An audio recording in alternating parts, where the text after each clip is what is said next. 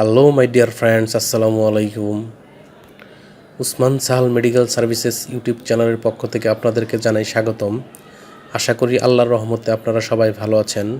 বন্ধুগণ, আজকের ভিডিওতে আমি আপনাদের সাথে বাচ্চাদের এবং প্রাপ্তবয়স্কদের অ্যাজমা, শ্বাসকষ্ট, অ্যালার্জি, চুলকানি, হাঁচি, কাশি, নিঃশ্বাসের সাই সাই শব্দ ইত্যাদি সমস্যার সমাধানে অত্যন্ত কার্যকরী একটি মেডিসিন এবং মেডিসিনটির নাম, দাম, গ্রুপ বা জেনারিক নাম, প্রস্তুতকারক কোম্পানির নাম, খাওয়ার নিয়ম এবং এর সাইড এফেক্টস বা পার্শ্ব প্রতিক্রিয়া সম্পর্কে আলোচনা করব। তবে ভিডিওটি শুরু করার আগে আপনাদের প্রতি রিকোয়েস্ট, আপনি যদি আমার চ্যানেলে নতুন হয়ে থাকেন তাহলে অবশ্যই চ্যানেলটি সাবস্ক্রাইব করে লাইক, কমেন্টস এবং শেয়ার করবেন। বন্ধুগণ, আমাদের দেহে বিশেষ করে বাচ্চাদের এবং প্রাপ্তবয়স্কদের বিভিন্ন সময় অ্যাজমা, শ্বাসকষ্ট, অ্যালার্জি, চুলকানি, হাঁচি বা কাশি, নিঃশ্বাসের সাই সাই শব্দ ইত্যাদি সমস্যা হয়ে থাকে। এইসব সমস্যার সমাধানে বিশেষজ্ঞ ডাক্তারগণ বা স্পেশালিস্ট ডাক্তারগণ যে ঔষধটির কথা বলে থাকেন তার নাম হলো মন্টেয়ার ট্যাবলেট। এটির গ্রুপ বা জেনারিক নাম হলো মন্টিলুকাস সোডিয়াম। এটির উৎপাদনকারী প্রতিষ্ঠানের নাম হচ্ছে Incepta pharmaceuticals limited. Montair tablet, যেটি বাচ্চাদের জন্য এবং যেটি 4 ও 5 মিলিগ্রাম, সেটির প্রতি পিসের দাম 6 টাকা ও 8 টাকা, এবং যেটি প্রাপ্তবয়স্কদের জন্য এবং 10 মিলিগ্রাম, সেটির প্রতি পিসের দাম 17 টাকা 50 পয়সা।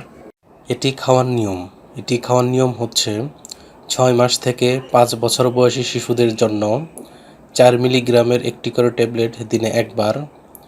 যে সমস্ত শিশুদের বয়স 2 বছর থেকে 4 বছর, তাদের ক্ষেত্রে 4 মিলিগ্রামের প্রতিটি ট্যাবলেট দিনে একবার, এবং যাদের বয়স 6 থেকে 15 বছর বয়স, তারা 5 মিলিগ্রামের একটি করে ট্যাবলেট দিনে একবার সেবন করতে পারবে।